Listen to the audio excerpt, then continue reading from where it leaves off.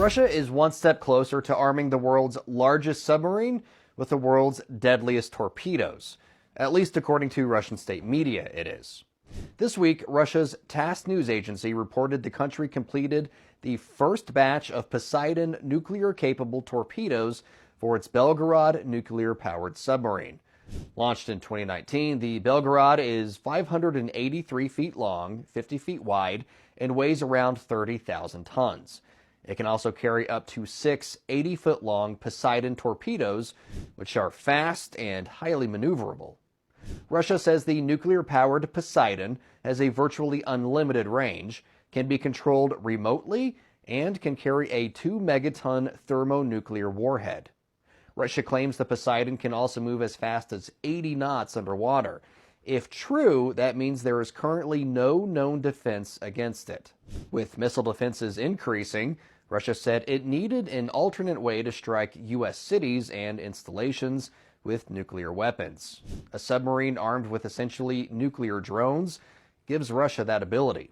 It can strike along the coast or detonate further at sea, creating a tsunami filled with nuclear material. The first public report of the weapon system dates back to September 2015, and the details are genuinely insane. It's a weapon so powerful it seems like it should belong in a bad science fiction movie, and yet it's apparently quite real. Poseidon is an unmanned drone in the shape of a torpedo that can be loaded onto and launched by a submarine. A Poseidon drone could also remain dormant in a box on the ocean floor, just waiting for a signal to come back to life before carrying out its apocalyptic attack, like a Reaper from Mass Effect. Either way, once a Poseidon is armed and activated, it can have a range of 10,000 kilometers, and it slowly travels across the ocean ominously towards its target over a period of weeks or even months. The drone travels so slowly in order to avoid detection, but when it's nearby an enemy coastline, it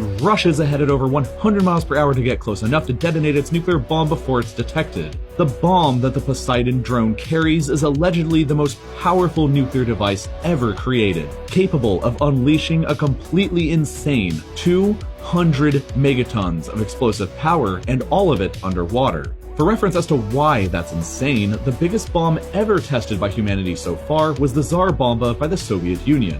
That bomb destroyed every building in a 55-kilometer radius, caused third-degree burns 100 kilometers away, and shattered windows that were 900 kilometers away. It was detonated here in Novaya Zemlya and shattered windows all the way over here in northern Norway and Finland. The shockwave from the explosion circled the entire Earth 3 times, and despite all of that awesome power, it was only 50 megatons. The Poseidon bomb has 4 times that amount of power. Unleashing that amount of raw power underwater is allegedly enough to generate a 500-meter-high tsunami wave in the direction of an enemy's coastline.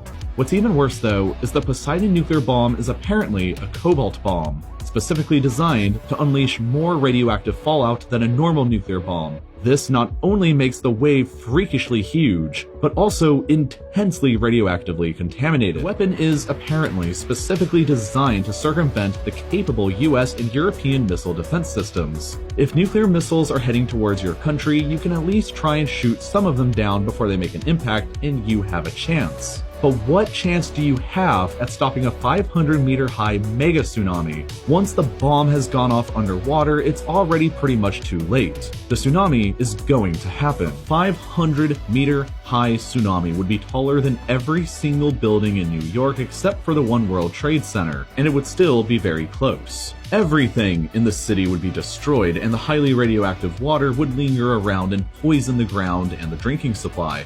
It would be absolutely catastrophic, and the Russian Navy has allegedly already ordered 30 Poseidon-armed drones to enter into service, with half of them going to the Northern Fleet in the Arctic Ocean and the other half going to the Pacific Fleet based in Vladivostok. They are to be used only as a last-ditch effort when all other hope for Russia during a war seems lost. One last thing to mention along those lines. Dmitry Medvedev, he's in the news once again. The former Russian president, very close ally of Vladimir Putin today, said that if Russia were to lose its conventional war in Ukraine, he said, look, A nuclear power has never lost a war. So if we were to, or if we were on the verge of losing in Ukraine, in a conventional sense, then that could very well lead to nuclear war.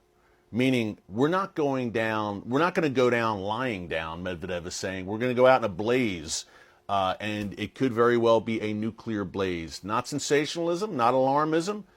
I'm just repeating what Russian leaders are saying. Dmitry Medvedev sits on the Russian National Security Council. He's very close to Vladimir Putin. He's been waving or rattling the nuclear saber for months now, folks, and I don't think it's a bluff.